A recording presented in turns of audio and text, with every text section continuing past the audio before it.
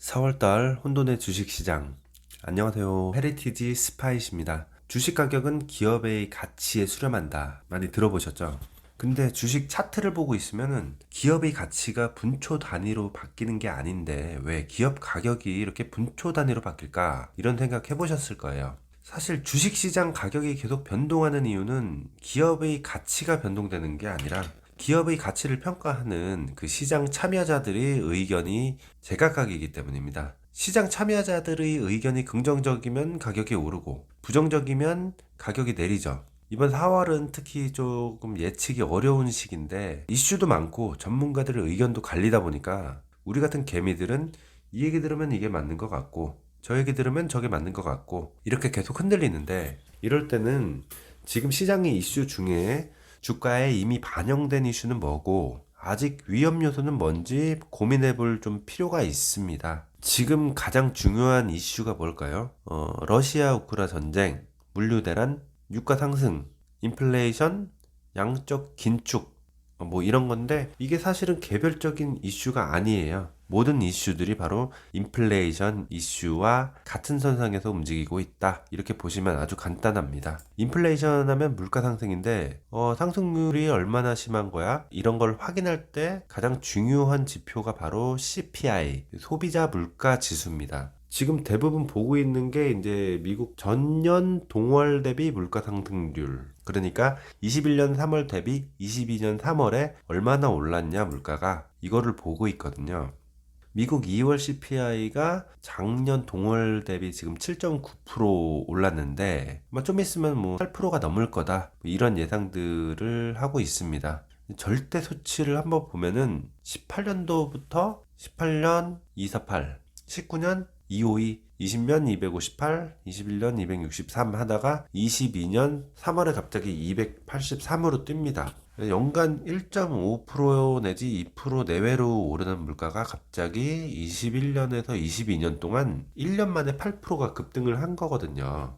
좀 심하죠. 근데 인플레이션은 조만간 정점을 찍고 러시아 우크라 전쟁 때문에 연준이 시장 충격을 약하게 하기 위해서 금리를 서서히 올릴 거다, 천천히 올릴 거다, 뭐 또 인플레이션 그리고 긴축 악재는 주가에 이미 선반영됐다, 이런 의견들이 나오고 있습니다. 진짜 선반영이 된 걸까요? 차트를 잠깐 보면은 지금 나스닥이 작년 12월에 최고점을 찍고 나서 올해 2월 말에 마이너스 24% 정도까지 빠졌다가 마이너스 12% 정도까지 회복됐다가 다시 조정받고 있습니다. 코스피도 살짝 비슷한 그림인데 여기도 마이너스 25%까지 빠졌다가 반등이 왔는데 그게 좀 약했고 지금 다시 조정받고 있습니다. 가장 핵심 이슈인 인플레이션, 물가 상승은 주가에 반영된 건가? 아니면은 아직 위험 요소인가? 이 부분하고, 물가 상승은 왜 꺾여야 되고, 꺾이려면은 어떻게 해야 되고, 그리고 미국은 물가를 잡을 수 있을까?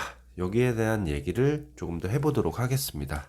인플레 얘기를 하려면 우선 금리가 시장에서 어떻게 작용하는지를 좀 알 필요가 있습니다. 금리라는 거는 이제 돈을 빌리는 비용입니다. 이자죠. 10억을 빌리는데 금리가 1%예요. 그럼 1000만 원으로 10억을 1년간 빌릴 수 있다는 거죠. 만약 여러분이 뭐 사업을 하고 있는데 생산품이 너무 잘 팔려서 시장 수요를 못 따라가서 공장을 증설해서 물건을 찍어내려고 한다고 쳐보자고요. 그래서 매매가 10억짜리 1000평 공장 매물을 삽니다. 그리고 그 공장을 가동을 해서 생산품을 2배로 찍어내죠. 그러면 생산품의 생산량이 2배로 증가하면서 연간 순수익이 1억에서 2억으로 2배 증가했다. 그러면은 뭐 이자 투입비 1000만원, 수익은 1억이 증가한 거니까 10배 이득이죠. 그러면 너도 나도 시설 투자를 할 겁니다.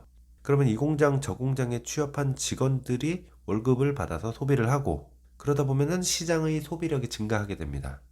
근데 이게 무한대로 늘어나진 않겠죠. 생산품은 늘어나는데 소비는 한계가 있으니까 뭐 돈 많다고 뭐 5끼 10끼 먹고 팬티 100장 사고 이러진 않으니까, 그러면 생산품이 소비량보다 많아지게 되면은 시장에 재고가 쌓입니다.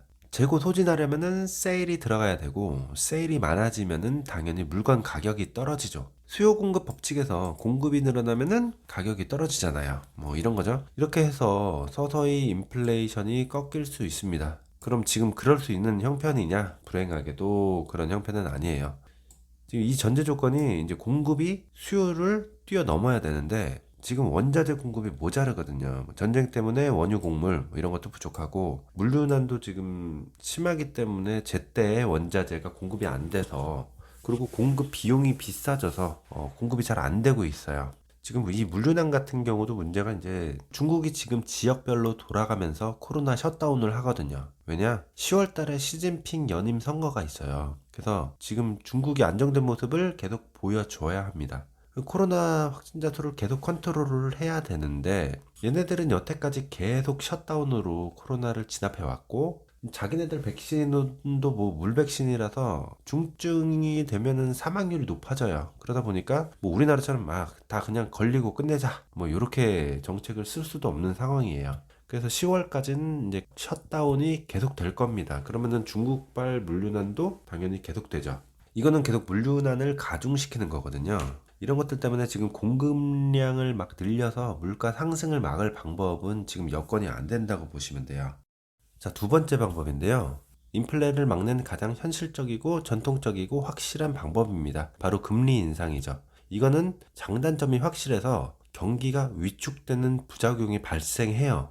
뭐 돈을 빌리는 가격을 높여서 결국 경제를 위축시키는 방법인데 뭐 이자 비용 1,000만 원으로 연 1,000만 원으로 1억의 순수익을 올려왔잖아요. 근데 금리가 2배로 오르면은 이자 비용이 2,000만 원이 됩니다. 부담되죠. 2,000원을 부담하거나 공장 면적을 반으로 줄여야 됩니다. 공장 면적을 줄인다고 쳤을 때 공장 면적이 줄면은 그만큼 고용 인원이 줄어들고 고용 인원이 줄어들면 돈 쓰는 사람이 줄어서 시장 소비력이 줄고 그러면은 기업 매출이 또 줄잖아요. 그래서 기업 이윤이 줄고 그럼 또 직원이 감축되고 이러다 보면 계속 이제 악순환인 거죠. 디플레이션인데 그래서 시장에서는 지금 금리 인상을 천천히 해서 이 디플레이션을 막을 것이다. 연준이 뭐 이런 예상도 하고 있는데 실제로 그렇게만은 볼 수가 없을 것 같아요. 이유는 이제 두 가지인데요. 첫 번째 11월 달 미국 상하원 선거입니다. 물가가 이렇게 계속 오르면은 민심이 흉흉해집니다. 물가 상승은 사실 잘 사는 사람보다 가난한 사람들한테 훨씬 더 치명타죠. 한 끼 한 끼 걱정하는 사람들은 더 힘드니까. 근데 바이든은 민주당이고 민주당의 텃밭은 어디다? 경제적 약자 쪽이다. 그래서 바이든은 늦어도 8월 정도까지는 물가 잡아야 됩니다. 그렇게 한두 달 사람들이 안정감을 느끼고 나야 8월 달에 민주당을 뽑겠죠. 8월이면 얼마 안 남았습니다. 두 번째는 지금 미국 고용지수가 사상 최고인데요. 사람이 없어서 지금 회사가 안 돌아갈 정도라고 합니다. 아까 디플레이션 순서 잠깐 보면은 금리를 인상하면은 시설 투자가 줄고 고용이 줄고 소비력이 준다 그랬잖아요. 근데 여기서 시설 투자가 줄어도 지금 미국에서 워낙 고용난이 심하니까 시설 투자 축소만으로는 고용이 줄지 않는다. 여전히 일할 사람이 부족하다. 고용이 줄어들지 않으면 시장 소비력이 줄어들지 않아서 결국 기업들의 이익도 줄어들지 않을 것이다. 이 부분에 어느 정도의 확신을 가지고 있는 것 같습니다. 그래서 연준이 지금 0.5% 기준금리 인상 밑밥을 계속 깔고 있죠. 이거 익숙해지면 할 겁니다, 아마. 다음 시간에는 현재 인플레이션을 만들어내고 있는 개별적인 이슈들에 대해서 좀 더 자세하고 재밌게 설명해 드리는 시간을 가지도록 하겠습니다. 영상이 좋으셨다면 구독과 좋아요 부탁드립니다. 다음 영상에 큰 힘이 됩니다. 감사합니다.